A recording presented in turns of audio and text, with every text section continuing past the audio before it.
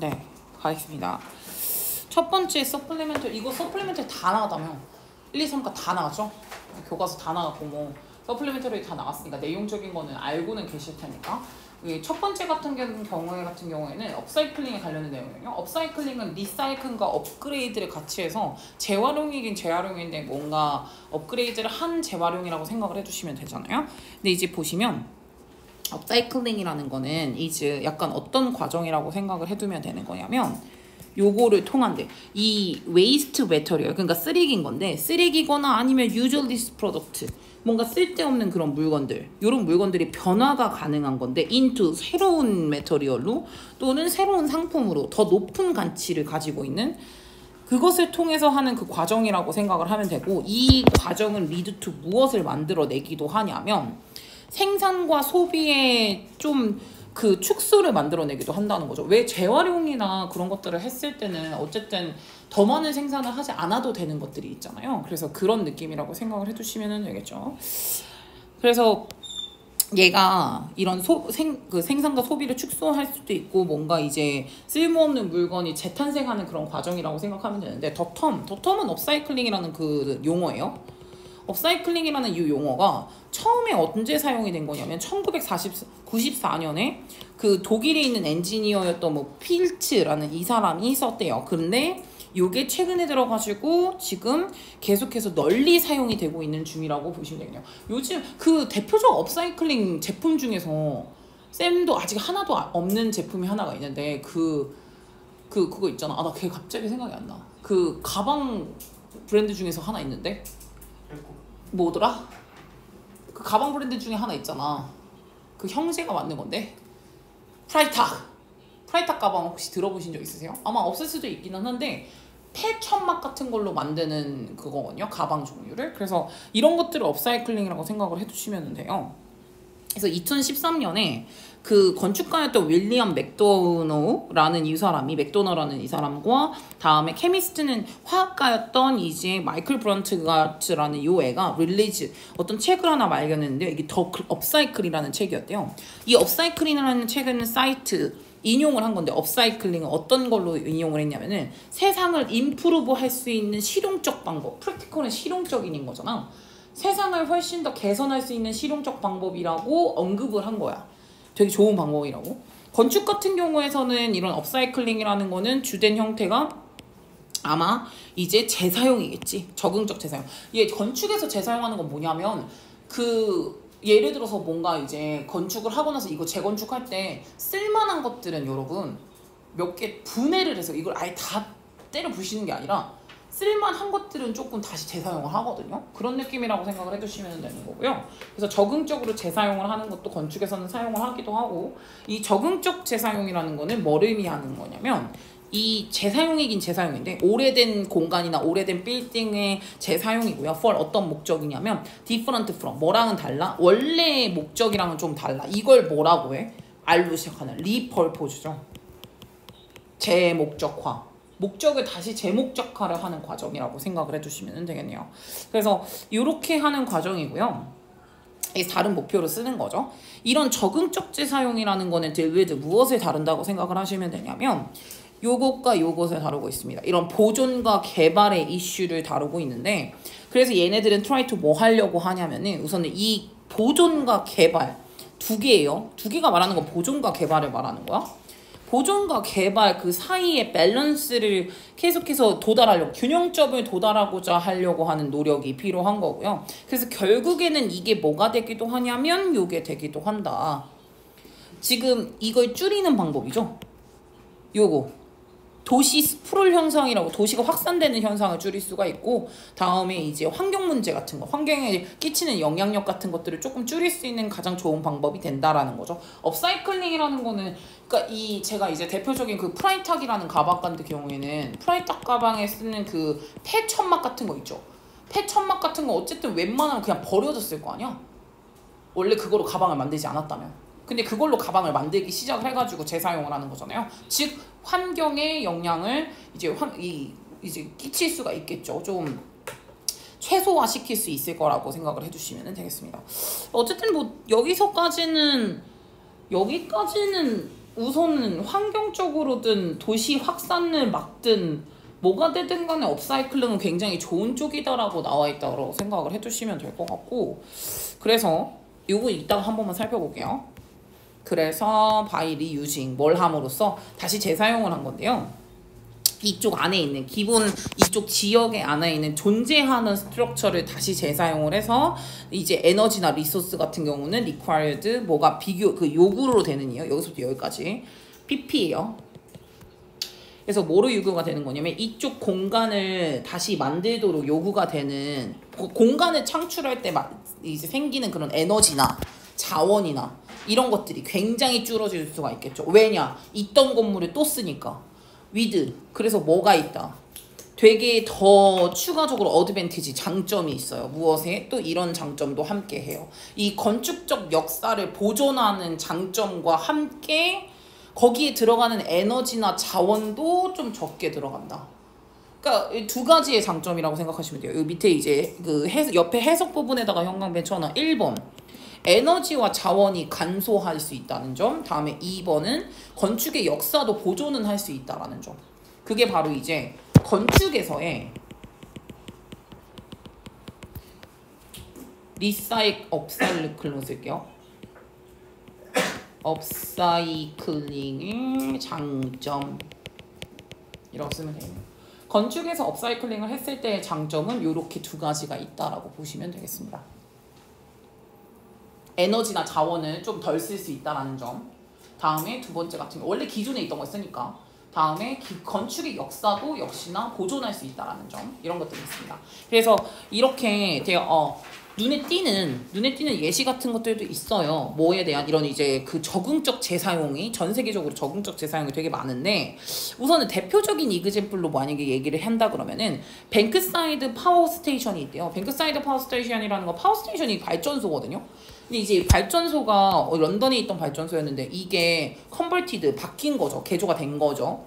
for use 어떤 걸로 이제 그 개조가 됐었다고 생각을 해주시면 되냐면 테이트 아트 갤러리의 그 모던 브랜치는 분점이니까 브랜치에 나뭇가지도 있긴 한데 나뭇가지가 원래 이렇게 뻗어져 나가는 거니까 분점이라는 뜻이 있는 거예요. 그래서 테이트 아트 갤러리의 분점, 최근 분점이 현대미술의 분점으로 이제 개조가 되었다. 그 사용으로서 개조가 됐다. 그리고 이제 요게 한때는 되게 다크한 브릭 구조였거든요. 이제 벽돌 구조였는데 이게 현재는 어떻게 이제 재생의 상징으로 다시 그 심장이 이렇게 되면서 그 상징성이 되면서 얘는 지금 뭘 하기 시작을 했냐면은 요 어디죠? 서더크의 이 오래된 동네의 리빌딩 하는데 다시 재건하는데 도움이 되더라. 이 벽돌 건물이 다시 재생이 될 그 상징이 돼가지고요. 이쪽 서더크 오래된 지역을 재건하는데 굉장히 큰 도움이 많이 되더라 라고 이제 보시면 될 것 같고요. 그래서 이 테이트 모던 여기가 추산이 되는데 거의 어느 정도 하는 것처럼 추산이 돼 보이냐면 만든 것처럼 2,400개의 직업 일자리를 만든 것 같고요. 다음에 또 무엇을 창출해냈냐면 적어도 8천만이네요. 8천만 달러의 매년 소득. 런던에서 매년 소득은 8천만 달러의 수익을 가져다주고 일자로도 창출해주고, 왜냐면 여기에서 이제 이거를 만드는데 또 사람들이 많이 쓰다 보니까 여러 가지 장점으로 들어간다고 생각을 해주시면 되겠네요. 요거 3개 합쳐가지고 9번, 10번, 11번 대표적 예시고요. 일자리 창출도 되고요. 소득도 줄 수 있고. 소득이 좋다라는 건 뭐가 좋게? 정부 입장에서는 소득이 많이 있어야 걔네들한테서 세금을 얻거든요. 그러니까 그런적인 측면에서는 좋을 수가 있겠죠. 그래서 전반적으로 그리고 환경적으로도 좋잖아요. 이 재생의 상징이 되기도 했었고, 그리고 이쪽 지역에 다시 재건하는 데 도움이 되기도 하고, 이런 여러 가지로 이제 뭐 많이 좋을 수도 있다라고 생각을 해주시면 되고요. 옆에 부분에서 본다라고 생각하면은 이거 괜찮네요. 적응적으로 재활용을 했을 때 긍정적인 영향을 서술하시고, 이런 식으로 많이 간다면, 물론 니네 학교가 이런 식으로 내지는 않지만은 뭐 제가 들어가기에는 요런 것들, 이게 7번이 딱이에요.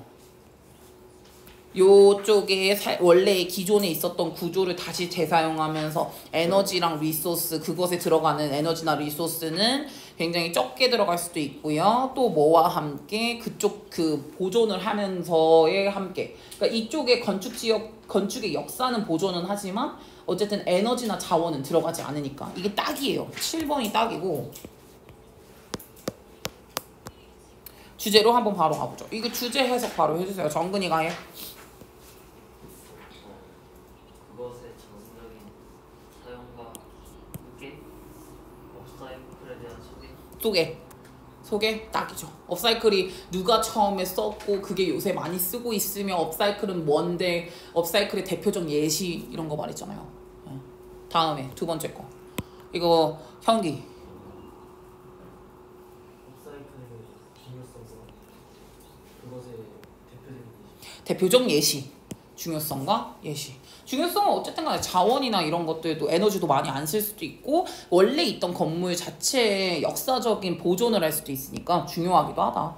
다음에 목적까지 해줘 현기야. 업사이클에 대한 정보를 제공하려고 이 글의 목적은 그거죠. 제공하는 게 목적입니다. 다음 거. 앞에 거 이 문제가 물론 문제는 우리가 지금 많이 풀어보긴 하겠지만은 요런 것들이라던가 너네 좋아하는 거 다 바르게 배열하는 거. 바르게 배열하시오. 변형하여. 변형을 가끔 하기도 하는 이런 거 배열하는 거. 요런 문제네요. 이 문장 뭐냐? 업사이클링은 폐자재가 없어진 그거는 새로운 걸로 가치가 높은 생산과 소비를 축소하는 결과로 이어진다. 요 문장이네. 어디 갔어? 여기 있다. 1번 문장. 서술형 한번 나왔으니까 치고 가겠습니다.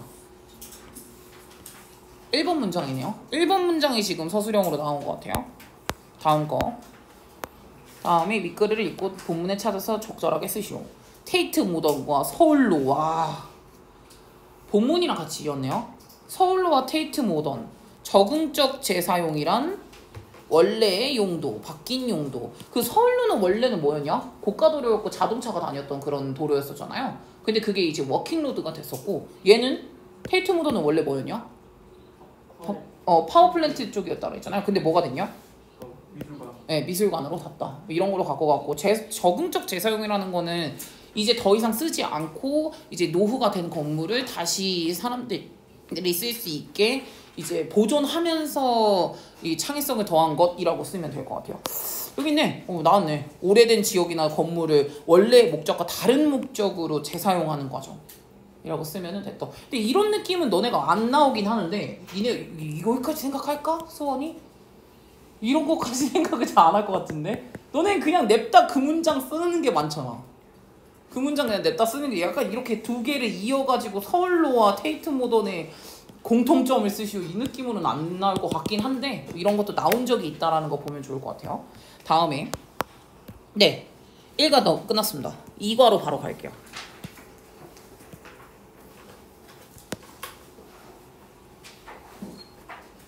폈음? 이과? 페이지 좀 알려줘. 뒤로 쭉 넘어야 될걸? 2회니까? 2회 뒤에 있어. 맞지? 페이지 몇 페이지야? 375페이지래요. 바로 갑니다. 이게 이제 그 우리 설리 관련된 내용인데 설리 맞죠? 너네는 학교는 했죠? 우리 이거 다음 주 토요일에 수업할게요. 근데 여기서 그 이제 비상착륙하잖아요. 허드슨 강에다가 비상착륙하고 뭐 이런 상황이라고 생각해 주시면 되는데 그때 이제 이렇게 될 수밖에 없었던 거는 그 사고가 일어난 게 새 때문에 사고가 났었거든요. 그래서 가끔씩 이렇게 새가 비행기한테 얼마나 큰 영향을 주겠어? 아니 비행기가 겁나 크고 새는 겁나 작은데 뭐 그렇게 영향을 크게 줄까? 아니다. 생각보다 크게 영향을 끼친다. 이런 내용이고 왜 영향을 크게 끼치냐면 이런 내용이 들어가죠. 우선은 바로 가보겠습니다. 그 어떤 사건이냐면은 새가 히팅하는 거. 이 비행기 이게 비행기 할 때 비행 중일 때 히팅하는 그 이벤트를 is referred to, be referred to 이거를 이제 뭐라고 언급한다라고 해석을 하니까요. 버드 스트라이크라고 불려진대요. 이 버드 스트라이크 이 말은 대부분 occur 이게 언제 발생하냐면 특히나 이 지금 이 비행기가 is flying at a low altitude가 고도거든요. 얘 고도. attitude 태도. 위도는 뭐냐? 현경? 아? 아야. 위도. gratitude. 아깝구만. 이게 위도. 얘 고도. 얘 위도. 얘 태도. attitude. 뭐 비슷한 거 조금 써놨어요. 그래서 이제 보시면은 요 낮은 고도로 있을 때, 낮은 고도로 날고 있을 때, 특히나 이제 그럼 이때가 언제가 될 거냐면은 테이크 오프 막 이렇게 이륙할 때나 아니면 이제 막 랜딩할 때, 이렇게 이륙하고 착륙할 때, 그때 특히나 많이 이렇게 한대요. because 왜냐하면은 이것은 바로 그때가 바로 언제냐고 생각을 하면 되는 거냐. 대부분 새들이 나는 곳이거든요. 곧 이렇게 간 거예요. 이거 왓은 안 된다고 써 있는데 이거 누가 봐도 있잖아. 이거 지금 필기본 보내줄 거잖아, 쌤이. 누가 봐도 얘는 다음에 쓴 거 같잖아. 이거는 손으로 직접 쓴 거고 이거는 아이패드로 쓴 거야. 아이패드로 쓴 게 나온 거야. 기출로 나온 거라서. 예, 이 기출로 나온 것들 확인 또 하면 되는데 왓은 안 되겠죠. 바로 그곳이 어디냐면 그곳이라는 건 로우 알티튜드군요. 그 낮은 고도일 때 낮은 고도가 바로 어디다? 대부분의 새들이 나는 곳은 낮은 고도지 막 비행기가 날고 있는 그 몇만 피트 위에서 새들이 날아다니지도 않잖아요. 그런 상황이라고 생각을 해두시면 되겠죠. 그래서 이제 부딪히는 경우가 좀 있는데, 그래서 대부분의 이 공항 같은 경우는 어댑트 채택하고 있는데 어떤 시스템이냐면 이런 거를 지금 채택하고 있대요. 어떤 거냐면 이거는 새들을 스케이터웨이는 쫓는이라는 뜻으로 해석하시면 되죠. 그 새들을 쫓는 그런 시스템 같은 것들을 많이 채택을 하고 있어요. 특히나 뭐를 갖고 있냐면 뭐 버드 캐논이라던가 버드 알람이라던가 이제 뭐 조류 알람, 이게 일부러 소리를 이게 막 한다거나 뭐 이것저것 많이 갖고 있겠죠. 새를 쫓으려고. 스케이트는 흐트러트리다라고 해석을 하는 거니까 그런 시스템을 많이 채택하고 있는데, 이게 이제 특히나 어느 때 인더 스프링이나 아니면 fall 때, 그러니까 그 봄이나 가을 때, 그때가 언제냐면은 마이그레이트는 이동하다, 이주하다라는 뜻이니까 많은 새들이 막 철새 왔다 갔다 한다 그러잖아. 이렇게 이주할 때가 그때가 봄 또는 가을인데 그때 걔네들이 이제 셋오프 올린다라는 거죠. 요게 이 알람을 많이 울려요. 되게 자주, quite often, 꽤나 자주 많이 올린다라고 생각을 하시면 되는 거고, about 대략적으로는 한 1시간에 2번 가까이 부터, 또는 이제 뭐 이런 것까지도 한다라는 거죠. 이때까지잖아, 딜은. 저녁 늦게까지. 그것도 아침 일찍부터 저녁 늦게까지 1시간에 2번이니까 꽤나 자주 올리는 거죠. 새들이 되게 많은 거야, 이때. 그리고 여름이나 겨울 같은 경우에는 알람이 울린다. BPP 울린다. 하루에 한 2번 정도만 울린다. 그러니까 지금 요거만 봐서도 4번과 5번만 봐도 봄이랑 가을 때 새가 많다라는 거고, 이동량이 많든 새 개체량이 많든 어쨌든 간에 많다라는 거고요. 그리고 이제 여름이나 겨울 같은 경우에는 개체 수가 그렇게 많지가 않다라는 거죠.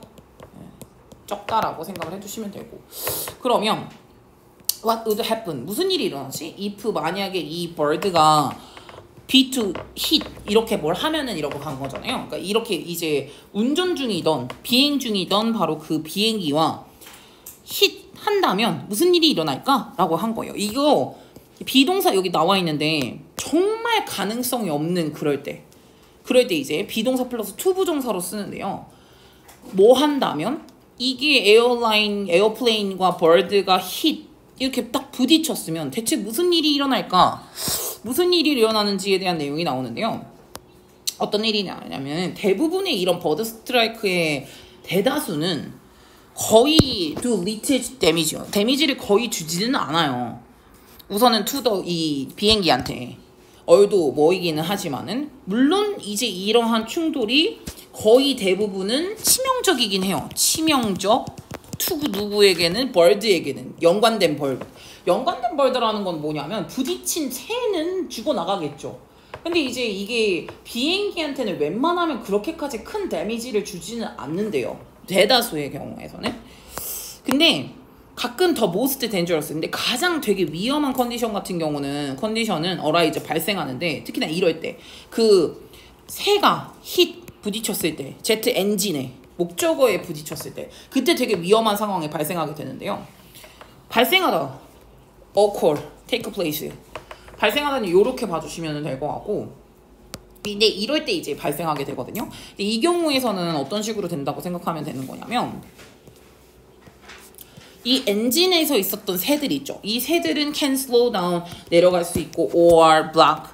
이 엔진이 조금 뭐 늦추거나 아니면은 이 팬의 블레이드, 그 블레이드가 날이니까 팬이 돌아가는 그 날개 있죠. 날개의 모션을 막아버리거나 그래가지고 리절트인 결국에는 결과가 어떤 결과까지 나오냐면은 이런 결과까지 나와요. 파셜은 부분적인, 컴플리트는 완전한 실패인데 여기서 완전하게 실패했다라는 거는 뭐냐면 엔진이 완전 고장 날 수도 있고 아니면 부분적으로 엔진이 고장이 날 수도 있다라는 거죠. 이 벌드 자체가 엔진에 들어오게 됐을 때는.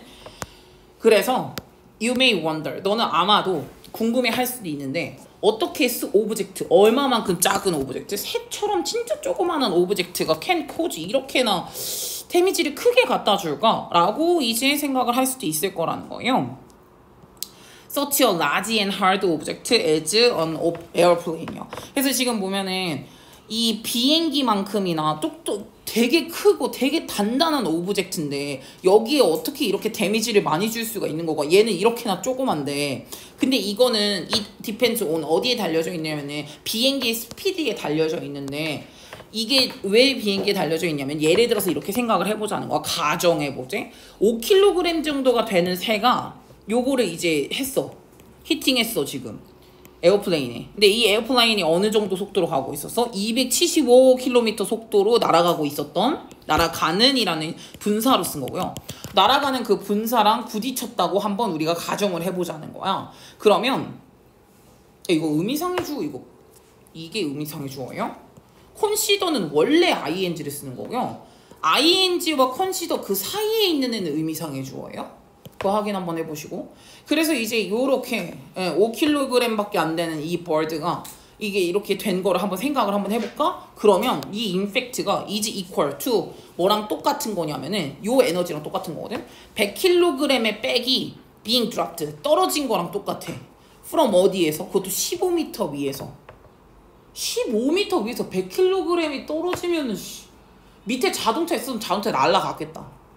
그렇지 않을까? 엄청 큰 거야. 그럼 진짜 이거는 이 정도의 정도 되는 에너지의 임팩트를 갖고 있다는 거잖아. 그러면 이제 생각해보래. 이미지인 what feel like, 어떨지. 투부정사 하는 게 진주어가 어떨지에 대해서 생각을 해보래요. to be hit, 이제 네가 맞은 거야. 그럼 백에 웨이팅 100kg이 나가고 그 높이에서 that weight라고 했으니까 15m 위에서 100kg 정도의 그 무게가 하고 있는 그 백에 의해서 네가 딱 맞았을 때 어떤 기분인지 한번 상상을 해봐라. 그럼 엄청 아프고 아니면 파괴가 되든가 뭐 그렇게 되겠죠. 그래서 이런 식으로 들어갔다고 생각을 해주시면 되겠네요. 이거는 전반적으로는 그냥 버드 스트라이크에 관련된 내용이고요. 버드 스트라이크가 뭔지, 버드 스트라이크가 언제 일어나는지, 왜 일어나는지 이거 전반적으로 설명을 했고, 버드 스트라이크에 대해서 그건 안 나왔네요. 예방책이 나온 거는 딱히 아닌데 그냥 예방책 나오긴 했네. 그래도 버드 알람 같은 것들을 뭐 이제 봄이나 가을 같은 데는 좀 자주 하고 여름이나 겨울 같은 데는 그렇게 자주 할 필요까지는 없었다고 했으니까, 그러니까 그런 것들을 통해 가지고 버드 스트라이크를 미리 예방을 할 수 있기는 한데 이게 웬만하면은 큰 피해를 주진 않지만 엔진으로 들어가게 되면은 굉장히 큰 효과를 줄 수도 있다. 크게 많이 영향을 끼칠 수도 있다라는 걸로 보시면 될 것 같아요. 그래서 보면은 내용일치 같은 거에서 여기 이거 성민이가 해석해줘. 이거 맞는 내용이래. 뭐라고 해석하면 돼?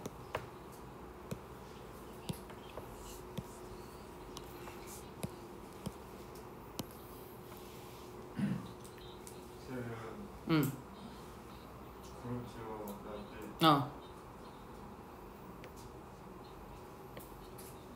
어디에 뭐를 한다는 거야?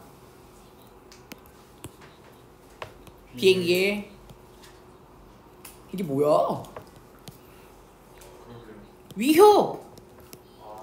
위협이 많이 된다 라고 보시면 되죠. 이거 괜찮은 걸로 나온 거다. 아니 괜찮을 것 같지 않아? 아니 같이 다니면 더 위협일 것 같잖아. 그 5개 중에서 제일 그나마 답이 되는 게 저거였겠지.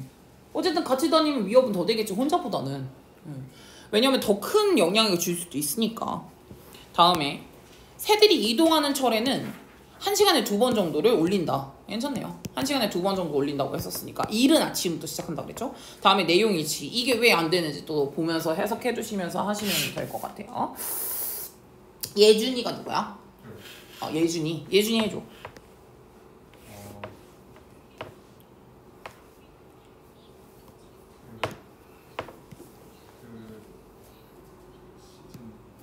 버드 알람은 규칙적으로 울린다.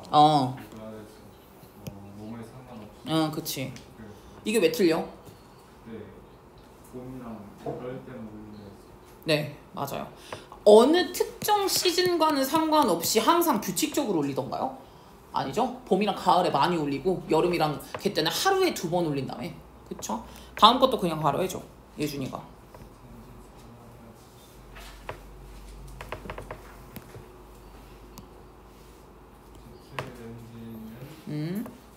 그거 여기서 이시 가르치는 건 내가 봤을 땐 새 같아. 새들한테는 중요하지 않다. 와, 이게 아깝구만. 시약. 맞아. 아니. 네가 한 거 아니야? 아, 그래? 취약한 이란 뜻이잖아요. 그럼 그냥 해석해줘. 새한테 취약하지 않다. 어. 너무 쉬웠다. 그 날개의 움직임 때문에. 움직이기 때문에 새한텐 취약하지 않다. 아닙니다. 새한테 굉장히 취약했죠. 엔진 들어가면 큰일 난다고 했으니까. 우리 선리 관련된 것도 엔진 2개가 다 고장 나가지고 그렇게 되잖아요. 네. 그래서 엔진에 굉장히 취약하다가 맞아요. 어떻게 보면 되게 취약하다가 맞죠. 다음 거 3과로 넘어가겠습니다. 빨리 가자.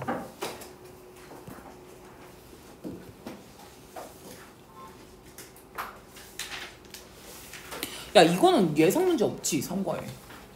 봐봐. 서플리멘터리는 서술형은 있냐? 서술형은 있고 예상 문제는 없지? 네.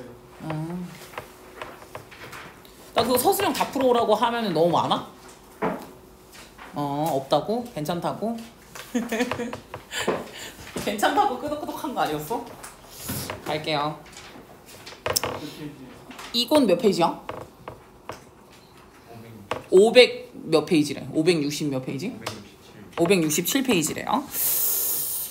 눈은 네 영혼의 창. 이거 내용 뭐로 나오냐? 눈의 동공은 사람이 속일 수 없다라는 거잖아. 약간 이거 뭐지? 거짓말하거나 뭔가 빛이 들어오면 동공이 작아졌다가 커졌다가 막 이런 거 한단 말이야. 근데 우리는 이 눈의 동공은 속일 수가 없다라는. 그래서 눈은 영혼의 소울을 드러내는 창 같은 애다. 뭐 이런 걸로 이제 마무리가 되죠. 우선은 바로 가보겠습니다. 우선 눈이라는 애가 종종 뭐라고 불려지냐면은 소울의 윈도우라고 불려진대요. 이 눈이라는 거는 무엇을 제공해 주냐면 굉장히 많은 정보를 제공해 준대. 뭐에 대한 거냐면은 이 사람의 감정적 상태에 대한 거를 많이 제공을 해준대요. 눈에. 이게 대표적으로 알 수 있는 대표적인 예시가 이즈 스마일이래요. 원래 있잖아 얘들아. 가짜 웃음을 하면 눈은 안 웃어. 입은 웃을 수 있지. 눈은 웃질 않거든요. 뭐 그런 상황이라 생각을 해주시면 되는데 지금 보면은 눈은 프로바이드 제공을 한다. 굉장히 많은 정보를 제공해주고 감정적 상태를 많이 제공해줘. 감정적인 센티멘털이랑 센시티브는 좀 알아두셔야 되고요. 이모셔널한 감정을 많이 해석을 해주고요. 그리고 눈에 띄는 텔링, 눈에 띌 만한 이그젠플이 바로 대표적인 게 미소라는 거예요. 왜냐하면 진짜 웃고 싶을 때는 눈까지 웃거든요. When you truly happy, 네가 진짜 행복할 때는 너의 웃음은요. 뭐와 함께 할 거냐면 입과 함께 합니다. 눈뿐만 아니라 여기서 나돈니 A 버들스 B 할 때 비강조잖아요. 눈이 웃는다 이거죠. 진짜 웃을 때는 눈이 웃는다라는 거야. 근데 반대로 지금 예를 들어서 네가 페이크 스마일을 하잖아. 그러면은 they usually 웬만하면은 눈은 잊어먹는 경우가 많다는 거지. 입만 웃는 거지. 이렇게 하는 거죠. 뭔지 아시죠? 그래서 이렇게 이게 이제 간과되는 이 느낌이 있어요. 그래서 눈은 진실해요. 내가 봤을 땐 3, 4, 5 눈.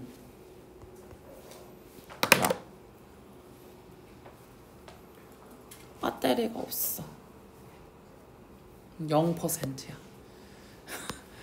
가관이네 진짜. 우선 잠깐 이거 하겠어. 페이크, 가짜 스마일을 만약에 만들어내면은 이렇게 된대요. 이거 있잖아. 여기 나와 있는 거 중에서 이거 다 할 필요는 없고 몇 개만 할게.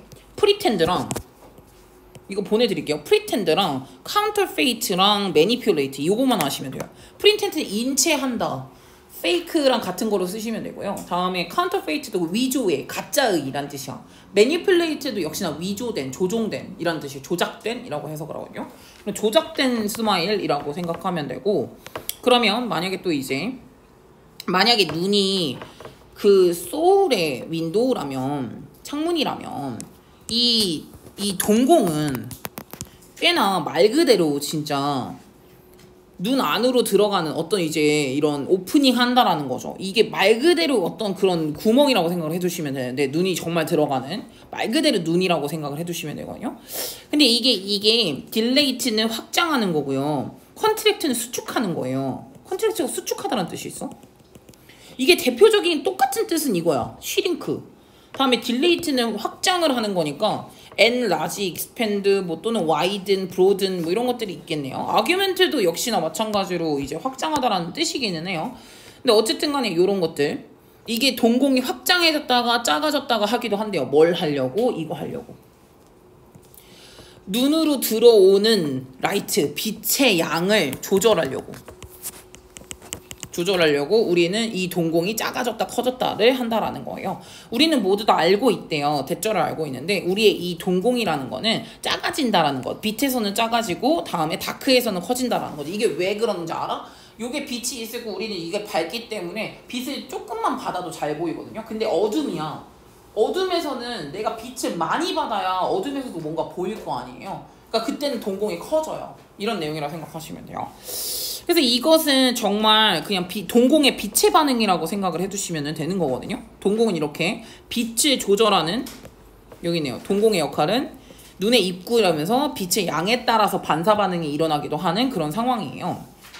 그러면 요 빛의 양 반응 동공의 반응은요. not just 그냥 뭐는 아니냐면은 빛에 대한 메카니컬 리액션은 아니라는 거예요. 그냥 단순히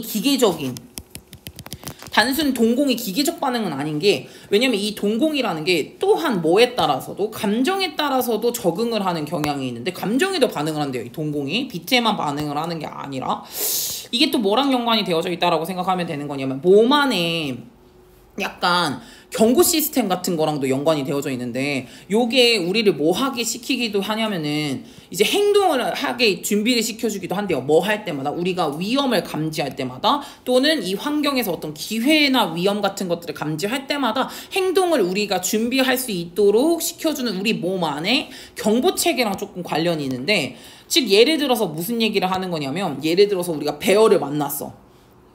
지나가다가 엔카운터라 마주쳤어. while working. 이거 숲을 지나가다가 그러면 너는 아마도 너의 경보 시스템이 이제 경보를 울리기 시작할 거거든.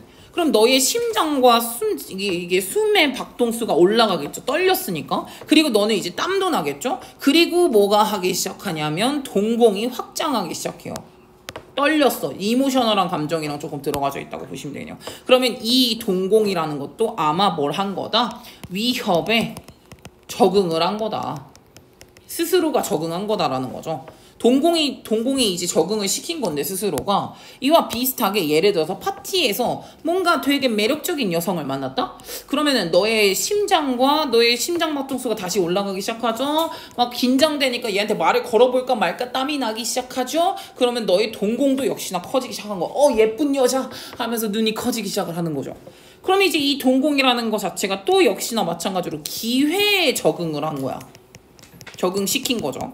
그러면 지금 여기서 두 개로 볼 수 있는 건 뭐냐면 위험 13번부터 15번 16, 17 기회 동공이 위험을 감지하기도 하고 기회를 감지하기도 한다는 거죠. 예쁜 여자는 기회일 거고 위험은 역시나 마찬가지로 약간 무서운 거를 봤을 때 이제 동공이 커지기도 한다라는 거죠.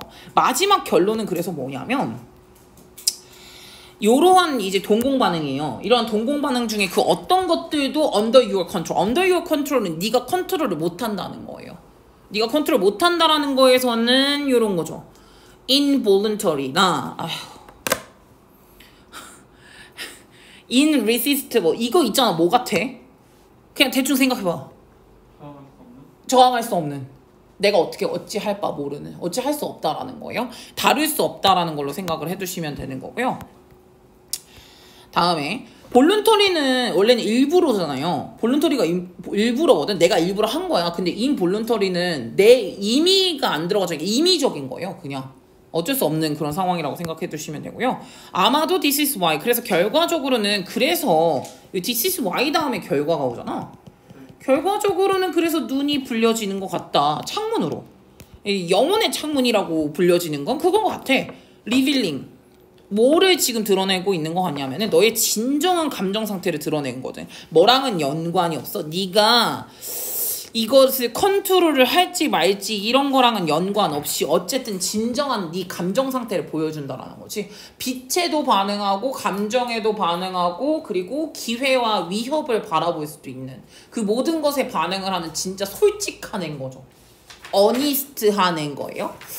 그래서 보시면 내용 정리로 만약에 본다 그러면은 뭐 빛에 따라서 이 동공이 적응하기도 하고요. 그다음에 동공 반응이라는 거는 요것도 not under your control. 너의 컨트롤대로 되지는 않는다라고 생각을 해두시면 되고요. 눈이라는 건 또 그래서 어떤 정보도 너의 감정 상태라는 것도 이제 제공을 할 수 있다는 거죠. 어떤 여자가 네 앞에서 웃었어. 근데 그럴 때 입을 보는 게 아니라 눈을 봐야 된다는 거죠. 그 여자가 눈을 봤을 때 눈까지 웃고 있네? 그럼 진짜 웃는 거죠. 입만 웃고 있어? 그럼 걔는 이제 가짜로 웃고 있다라고 생각을 하실 수가 있겠죠. 그래서 눈은 여러 가지를 다 표시하는 이거다. 다시 한번 제목. 윈도우다. 투 더 소울의 윈도우다. 라고 보시면 되겠네요. 이건 아까 했던 거네. 이거 뒤에 있는 거 똑같이 들어갔다, 야. 이건 안 해도 될 것 같아. 결국에는 뭐 내용은 그렇게 뭐 어렵진 않네요. 이지하네요. 뭐. 원래 본문보단 좀 이지하다. 깜짝이야.